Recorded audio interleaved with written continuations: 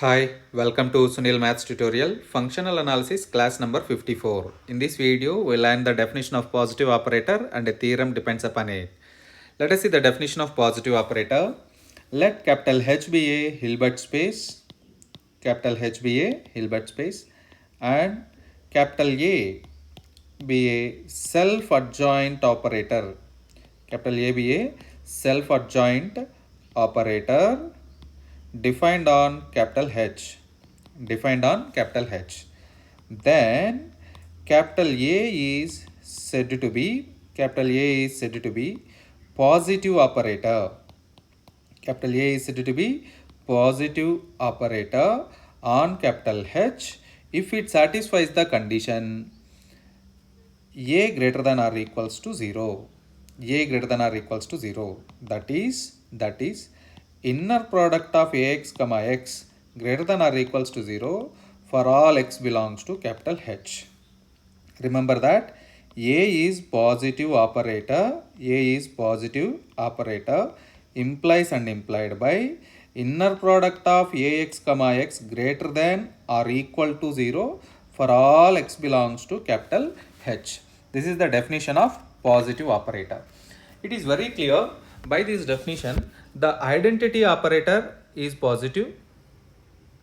The identity operator I is positive because of inner product of ix comma x is equals to inner product of x comma x, which is equals to norm x square. Norm x square is always greater than or equals to 0. Therefore, identity operator I is positive operator. Also, zero operator. Inner product of 0x comma x is equals to inner product of 0 comma x, which is equals to 0. It is also clearly equivalent to 0. By definition, we have either equal to 0 or greater than 0. So 0 operator is also positive operator. 0 operator is also positive operator in a Hilbert space. Further, you can learn something in this in the same definition. Suppose any arbitrary operator. Suppose capital T is any operator defined on H. Capital T is any operator defined on capital H. Then T star is adjoint of that operator. Adjoint of T. T star is adjoint of T. Then the product T star and T star T both are positive operators. Both are positive operators. These are the important points to remember about the definition of positive operator. I repeat it again. Please observe that. H be a Hilbert space. Capital H be a Hilbert space. And capital A be the self-adjoint operator on capital H. Then A is said to be positive operator on capital H if A greater than or equals to 0. That is inner product of Ax comma x greater than or equals to 0 for all x belongs to H. What it means? An operator is a positive operator. An operator is a positive operator implies and implied by inner product of Ax comma x is greater than or equals to 0 for all x belongs to capital H. We know that identity operator is positive and zero operator is also positive operator. Further, for any operator, arbitrary operator T star is adjoint operator. Then the product T and T star and T both are positive operators. Now we go for a theorem depends upon this positive operator. Let us see the statement of the positive operator. If capital T is a positive operator on a Hilbert space capital H, then I plus T is non-singular operator. Then I plus T is non-singular operator. Yes, we prove this theorem.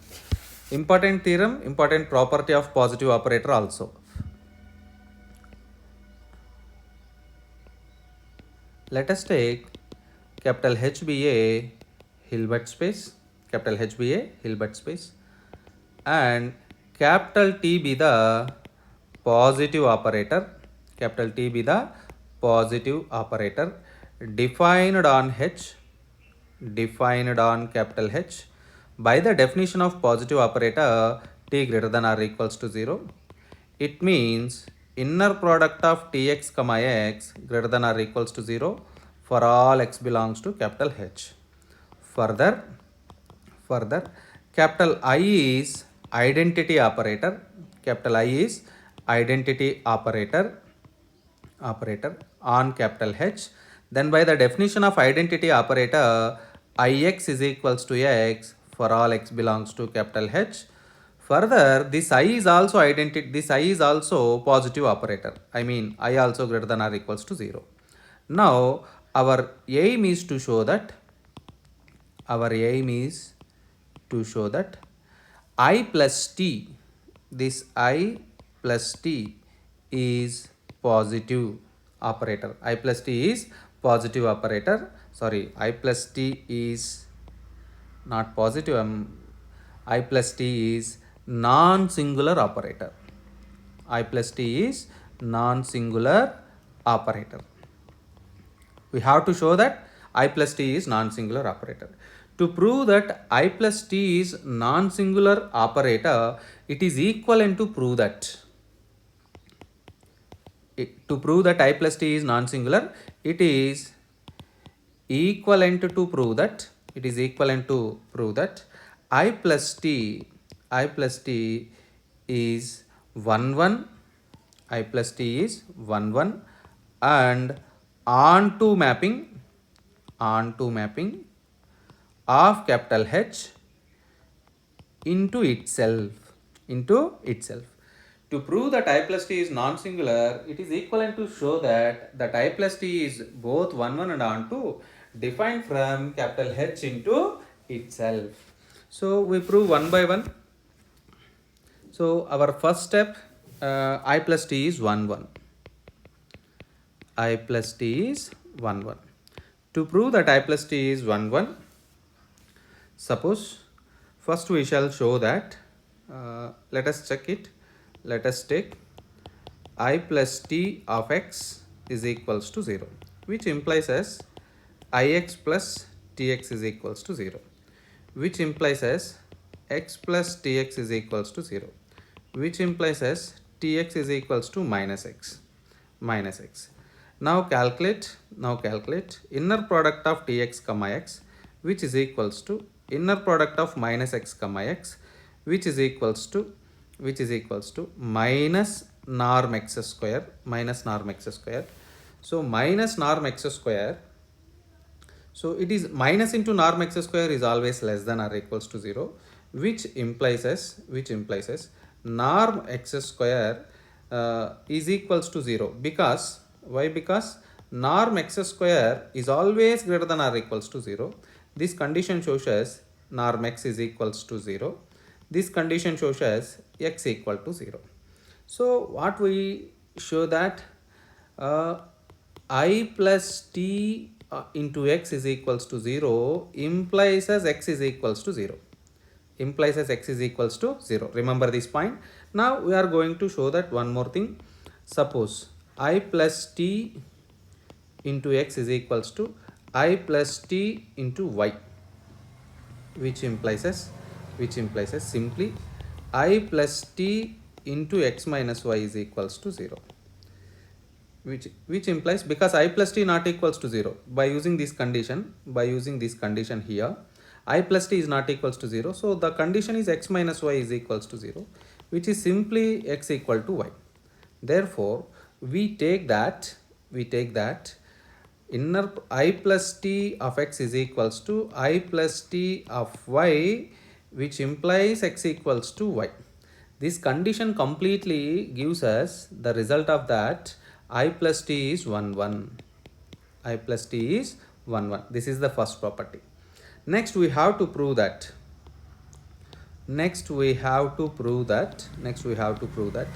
this I plus t is onto. So right, to prove that I plus t is onto, now let us define capital M be the range of I plus t. We know that for onto function the range is equals to codomain. We know that for onto functions the range is equals to codomain. Therefore to prove that I plus t is onto, I plus t is on to, it is equivalent to prove that, it is equal to prove that, it is equal to prove that this range, I mean this range M is equals to codomain H, codomain H. So right, we have to prove that M is equals to H now. First we show that M is closed, first we show that M is closed. So right, for any vector x in H,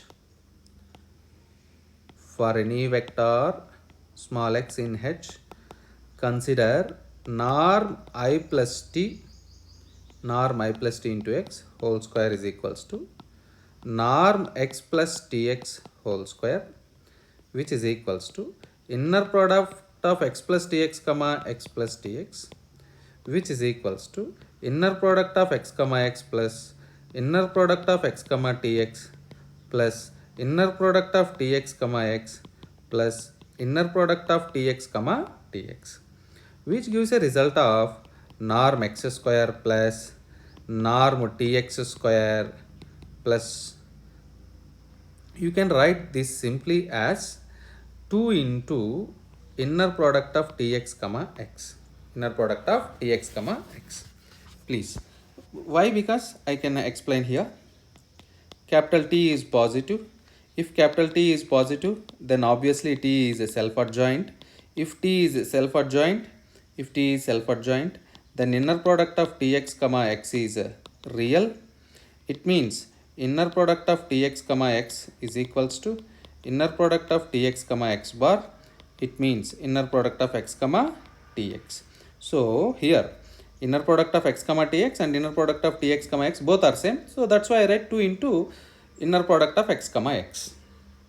So right, this condition implies as, obviously this condition implies as, here you observe that this whole expression is equivalent to norm x square plus norm tx square plus 2 into norm 2 into inner product of tx comma x. So obviously this is greater than or equals to norm x square by removing these two terms.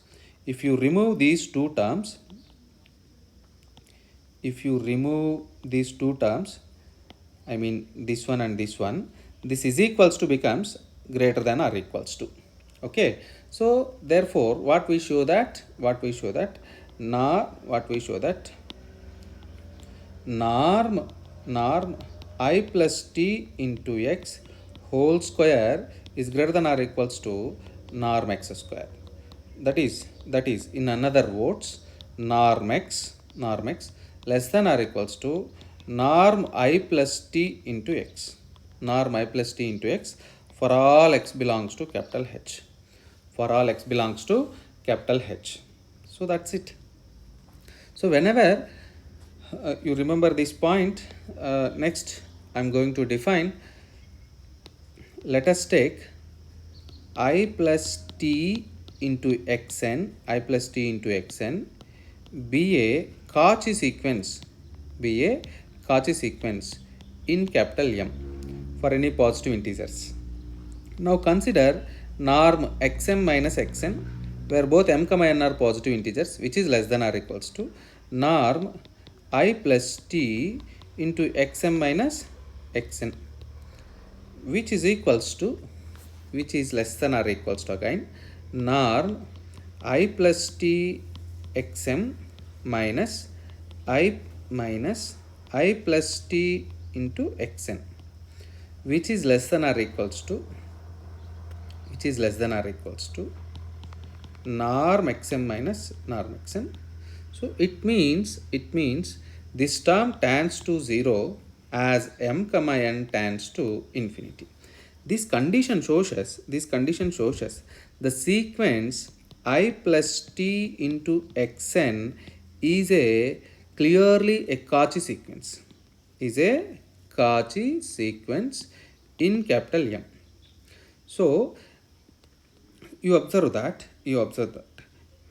not this one, I plus t into xn, I'm sorry, is a Cauchy sequence. Yes, by concluding this, the sequence xn is also, because xn is also Cauchy sequence in capital M.